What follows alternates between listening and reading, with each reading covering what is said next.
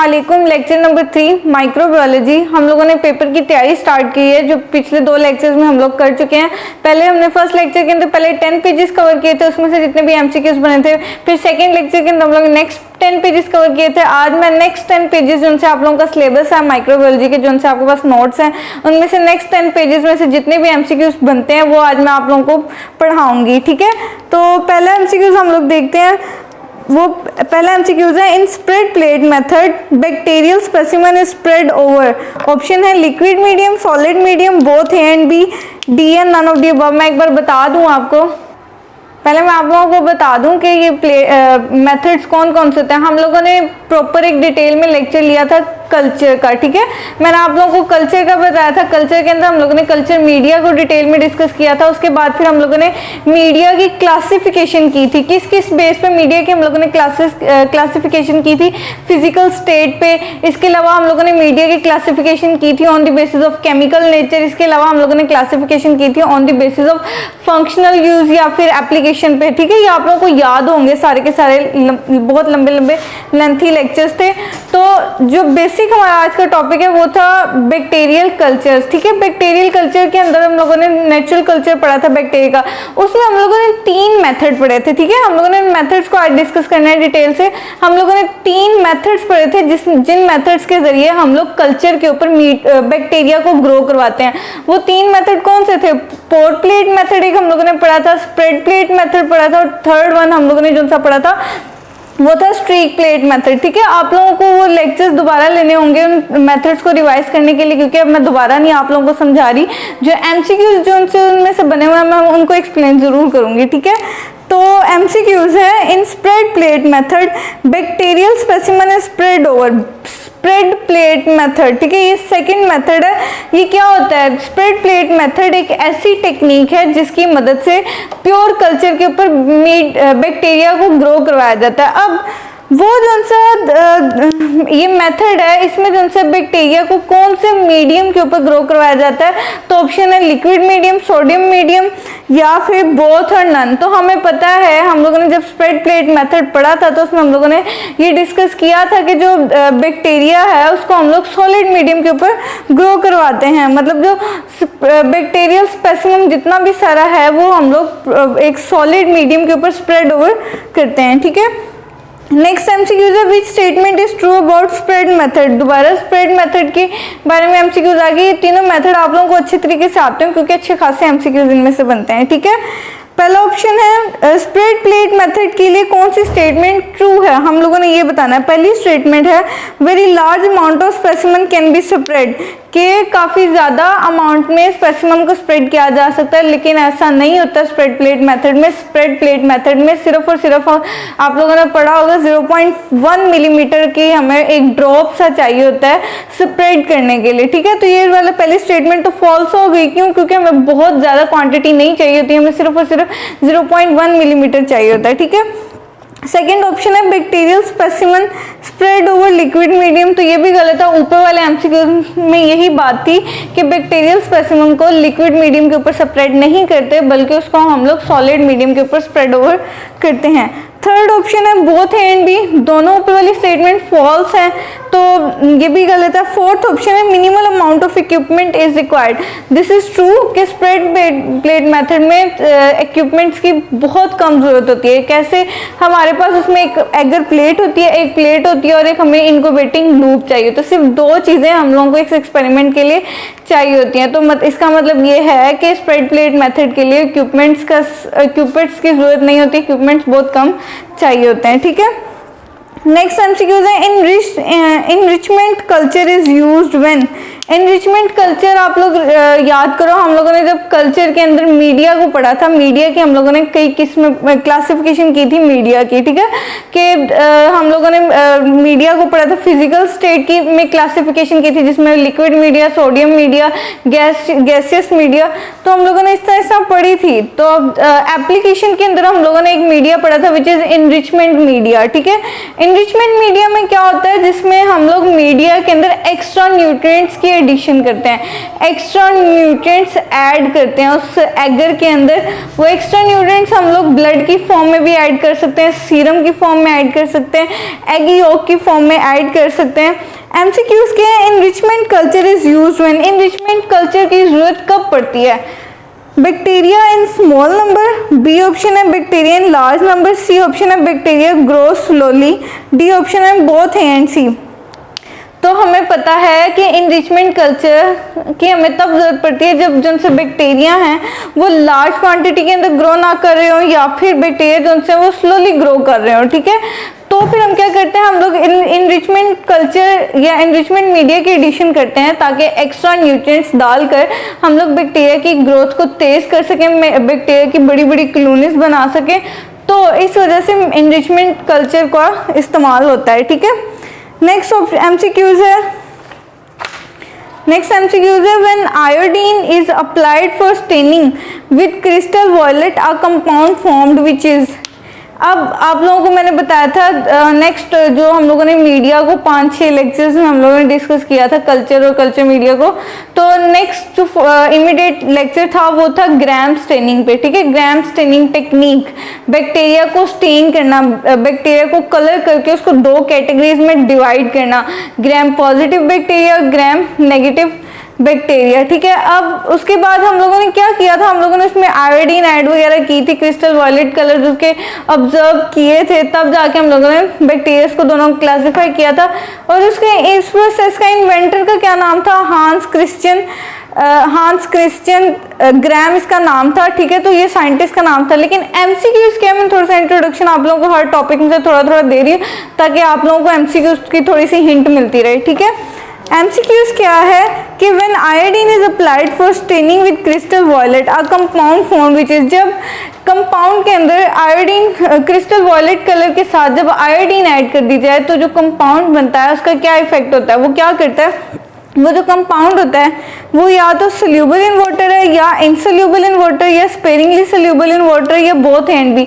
तो हमें पता है कि जब आयोडीन क्रिस्टल वॉयलेट के अंदर जब ऐड कर दिया जाता है तो जो कंपाउंड बनता है वो इनसोल्यूबल इन वाटर है, वो वाटर के अंदर हल नहीं होता है, ठीक है।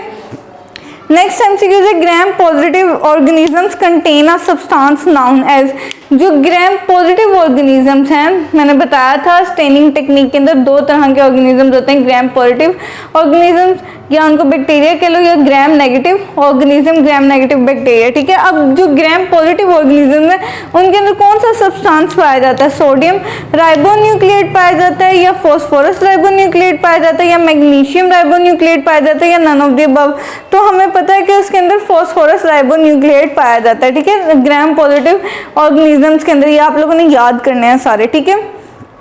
नेक्स्ट एमसीक्यू है gram positive bacteria have a cytoplasm which is. अब जो ग्राम पॉजिटिव बैक्टीरिया है उनका साइटोप्लाज्म क्या है, उसका जो साइटोप्लाज्म है, gram positive bacteria have cytoplasm which is, जो ग्राम पॉजिटिव बैक्टीरिया का साइटोप्लाज्म है वो क्या लेस बेसिक है, मोर एसिडिक है या लेस एसिडिक है या नन ऑफ द अबव है। तो हमें पता है हम लोगों ने 2 पढ़े थे, ग्राम पॉजिटिव बैक्टीरिया और ग्राम नेगेटिव बैक्टीरिया, उन दोनों की हम लोगों ने साइटोप्लाज्म को डिस्कस किया था। तो हम लोगों ने कहा था जो ग्राम पॉजिटिव बैक्टीरिया है उनका साइटोप्लाज्म जो सा है वो मोर एसिडिक होता है, ज्यादा जो सा एसिडिक होता है, वो बेसिक नहीं होता है, ठीक है। तो हम लोगों ने दोनों में जब कंपैरिजन किया था तो हम लोगों को ये पता चला था कि जो ग्राम पॉजिटिव बैक्टीरिया है उनकी जो साइटोप्लाज्म है वो क्या है, वो मोर एसिडिक है, ठीक है। नेक्स्ट एमसीक्यूज है acidic nature of cytoplasm of gram positive bacteria can be increased by the addition of। अब जो ये ग्राम पॉजिटिव बैक्टीरिया है इनकी जो साइटोप्लाज्म है मोर एसिडिक है, इसको और ज़्यादा एसिडिक करने के लिए हम लोग किस चीज़ की एडिशन करते हैं, ग्राम पॉजिटिव बैक्टीरिया के साइटोप्लाज्म में एसिडिटी कौन सा कंपाउंड लाता है। ऑप्शन है methylene, blue, iodine, both and B, none of the above. हमें पता है कि मिथाइलिन भी एसिडिटी लाती है, मिथाइलिन ब्लू भी एसिडिटी लाती है, किसमें, साइटोप्लाज्म में, किसके, ग्राम पॉजिटिव बैक्टीरिया के। इसके अलावा आयोडीन भी एसिडिटी क्रिएट करती है साइटोप्लाज्म में, किसके, ग्राम पॉजिटिव ऑर्गेनिज्म के, ग्राम पॉजिटिव बैक्टीरिया के। तो इसका करेक्ट ऑप्शन क्या होगा, बोथ एंड बी। इसके बाद है नेक्स्ट एमसीक्यूज है in staining technique this slide flood with crystal violet for. अब जो स्लाइड है उसके अंदर क्रिस्टल वॉयलेट कितनी देर के लिए डाला जाता है? ग्राम स्टेनिंग टेक्निक के अंदर ऑप्शन हैं 2 मिनट्स, 1 मिनट, 4 मिनट, 5 मिनट। तो हमें पता 1 मिनट के लिए जो सा स्लाइड को फ्लड किया जाता है किसके साथ? क्रिस्टल वॉयलेट के साथ। ठीक है, नेक्स्ट एमसीक्यू सारे के सारे आपके वायरस के टॉपिक्स में से हैं। जो नेक्स्ट हम लोगों ने मीडिया के 5 पेजेस कवर कर लिए। मीडिया के 5 पेजेस में जितने भी एमसीक्यूज बनते थे वो मैंने आप लोगों को बता दिए।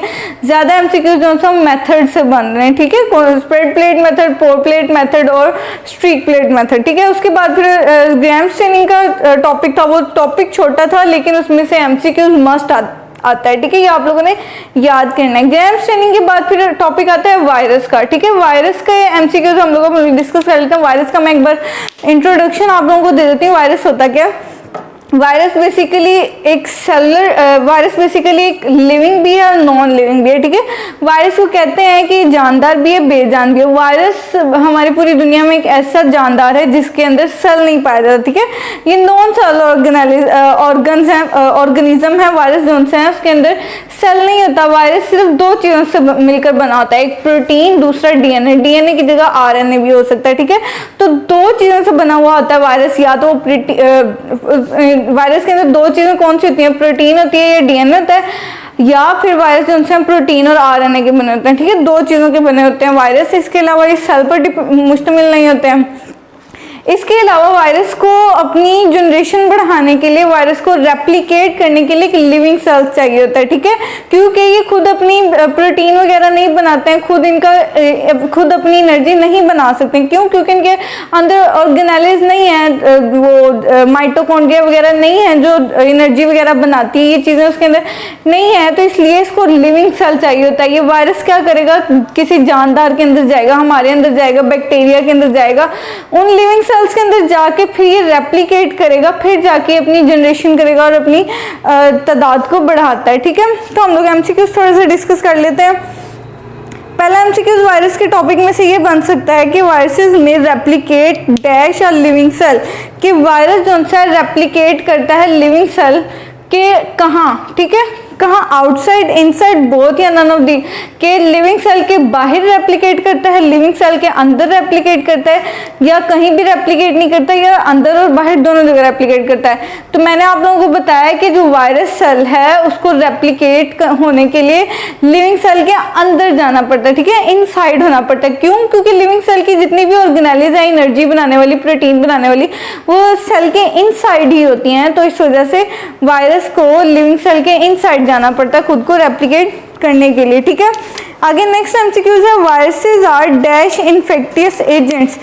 ऑप्शंस आपके हैं, पहला cellular, second both, third non cellular, fourth none of these. हमें पता है कि वायरसेस जो हैं वो नॉन सेलुलर है, मतलब वायरस किसी एक सेल पर भी मुश्तमिल नहीं होता। ये सिर्फ और सिर्फ 2 चीज़ों का बना होता है, या तो इसमें प्रोटीन होती है या इसमें डीएनए होता है। डीएनए की जगह आरएनए भी हो सकता है।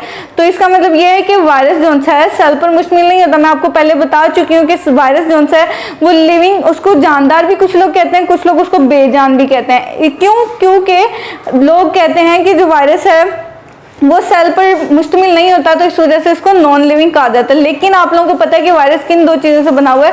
प्रोटीन से और डीएनए से। डीएनए की जगह आरएनए भी हो सकता है। ठीक है, नेक्स्ट एमसीक्यूज है which statement about viruses is true, कि वायरसेस के मुतालिक कौन सी स्टेटमेंट सही है। ठीक है, स्टेटमेंट्स हम लोग देख लेते हैं। पहली स्टेटमेंट है infectious agent consist of only of DNA, के हम लोगों ने बताना है कि वायरस के मुतालिक कौन सी स्टेटमेंट ट्रू है।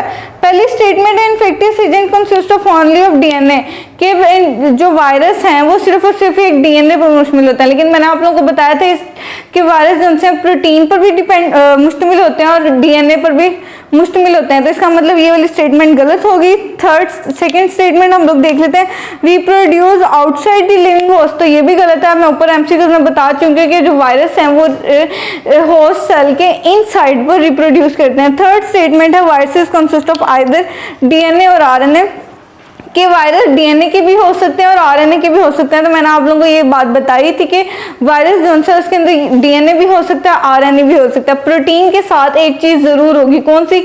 या तो वो डीएनए होगा या वो आरएनए होगा। तो ये वाली स्टेटमेंट ट्रू है। नेक्स्ट एमसीक्यूज देख लेते हैं। Viruses reproduce themselves by dash. Option है सेक्सुअली, एसेक्सुअली, थर्ड ऑप्शन है बोथ ए एंड बी, और फोर्थ ऑप्शन है नन। तो हमें पता है कि वायरसेस जौन से हैं वो बहुत तरीके से, वो सेक्सुअली भी रिप्रोड्यूस कर सकते हैं और एसेक्सुअली भी रिप्रोड्यूस कर सकते हैं। तो करेक्ट ऑप्शन क्या है? बोथ। वायरसेस जौन से हैं रिप्रोड्यूस होते हैं, जो लिविंग सेल्स के अंदर उनको बैक्टीरिया का सेल चाहिए होता है, या ह्यूमन सेल या प्लांट सेल या एनिमल सेल उनको चाहिए होता है। वायरस उसके अंदर जाके जब इन्फेक्शन क्रिएट करता है, इनसाइड जाता है, अंदर जाके फिर वो जब रिप्रोड्यूस होता है तो वो सेक्सुअली मेथड से भी रिप्रोड्यूस हो सकता है, एसेक्सुअल मेथड से भी रिप्रोड्यूस हो सकता है। ठीक है, नेक्स्ट एमसीक्यूज है viruses largely lack metabolic machinery of their own to generate energy and to synthesize dash. Viruses जो से हैं, मैंने बताया था सिर्फ प्रोटीन और डीएनए आरएनए के बने हुए होते हैं, इस वजह से उनके अंदर मशीनरी सारी की सारी नहीं होती है। ठीक है, बिल्कुल भी उनके वायरसेस के अंदर मशीनरी नहीं होती है किस चीज़ को बनाने के लिए, एनर्जी को बनाने के लिए, प्रोटीन को बनाने के लिए। ठीक है, ऑप्शंस हैं protein, carbohydrates, alcohol, all of these. तो हमें पता है कि वायरसेस के पास मशीनरी नहीं होती किस चीज़ को बनाने के लिए, एनर्जी के लिए और प्रोटीन के लिए। तो करेक्ट ऑप्शन क्या होगा? प्रोटीन होगा। नेक्स्ट एमसीक्यूज है viruses require dash for growth. के वायरसेस को ग्रोथ के लिए क्या चाहिए होता है? क्या वायरसेस को सिर्फ प्लांट सेल चाहिए होते हैं ग्रोथ होने के लिए? क्या एनिमल सेल सिर्फ चाहिए होते हैं? क्या बैक्टीरिया चाहिए होते हैं, लिविंग सेल? तो वायरसेस जो से हैं, इन्फेक्शन जो से प्लांट्स में भी हो जाता है, एनिमल्स में भी हो जाता है, ह्यूमंस में भी हो जाता है। तो इसका करेक्ट ऑप्शन क्या है? Living cells. ये तीनों सेल्स जो से हैं लिविंग सेल्स हैं, लेकिन करेक्ट ऑप्शन क्या है? Living cells. क्यों? क्योंकि ये लिविंग सेल्स के अंदर ये तीनों कैटेगरीज आ जाती हैं। ठीक है, तीनों सेल्स जो से लिविंग सेल्स हैं, तो लिविंग सेल्स के अंदर वायरस जो सा है वो रेप्लिकेट कर सकता है। ठीक है, नेक्स्ट एमसीक्यूज है, नेक्स्ट एमसीक्यूज हम लोग डिस्कस कर लेते हैं। When a virus enters a cell but does not replicate immediately, the situation is called।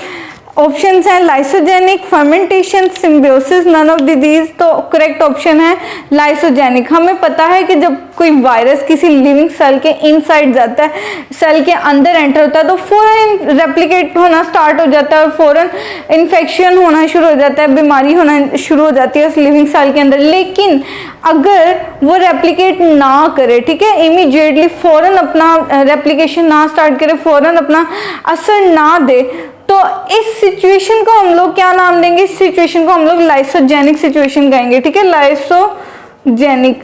ठीक है, या सेकेंड ईयर में ही पढ़ा हुआ है, ये मैंने अपने लेक्चर में भी पढ़ाया था कि जब वायरस किसी लिविंग सेल के अंदर एंटर हो जाए लेकिन उसके अंदर फौरन रेप्लिकेशन नहीं करे, फौरन इमीडिएटली एक्टिव ना हो, तो ऐसी सिचुएशन को हम लोग क्या कहते हैं? लाइसोजेनिक। ठीक है, नेक्स्ट एमसीक्यूज है usually viruses are separated into several large groups based primary on. ठीक है, अब जो वायरसेस हैं उनको बहुत ज़्यादा ग्रुप्स के अंदर डिवाइड किया हुआ है, उनको बहुत ज़्यादा ग्रुप्स के ऊपर सेपरेट किया हुआ है। अब वो सेपरेशन किस बेस पे हुई है वायरस की? न्यूक्लिक एसिड कैरेक्टरिस्टिक्स पर, या नेचर ऑफ द होस्ट पर, ये कैप्सिड सिमेट्री, या नन ऑफ दीज। हमें पता है कि जितने भी वायरसेस दुनिया में पाए जाते हैं उन सारों के न्यूक्लिक एसिड की कैरेक्टरिस्टिक एक जैसी है। तो हम लोग न्यूक्लिक एसिड की बेस पर हम लोग इनको क्लासीफाई नहीं कर सकते वायरसेस को। क्यों? क्योंकि वायरसेस का न्यूक्लिक एसिड एक जैसा होता है सारे वायरसेस का, और उनकी कैरेक्टरिस्टिक खसूसियात भी एक जैसी होती हैं। इसके अलावा कैप्सिड सिमेट्री है, मतलब उसका जो बाहर की कैप्सूल वगैरह उसकी जितनी भी शेप्स हैं वो भी ऑलमोस्ट सेम होती है, उस बेस पे हम लोग क्लासीफाई नहीं कर सकते। लेकिन वायरसेस को नेचर ऑफ द होस्ट पे हम लोग क्लासीफाई जरूर कर सकते हैं, डिफरेंट ग्रुप्स के अंदर हम लोग इनको सेपरेट जरूर कर सकते हैं वायरसेस को। बाकी नेक्स्ट वायरसेस में से जितने भी एमसीक्यूज बनेंगे वो हम लोग नेक्स्ट लेक्चर के अंदर डिस्कस कर लेंगे। तो आज का लेक्चर इतना ही। अगर आप लोगों को समझ ना आई हो तो क्वेश्चन जरूर कीजिएगा। अल्लाह हाफिज़।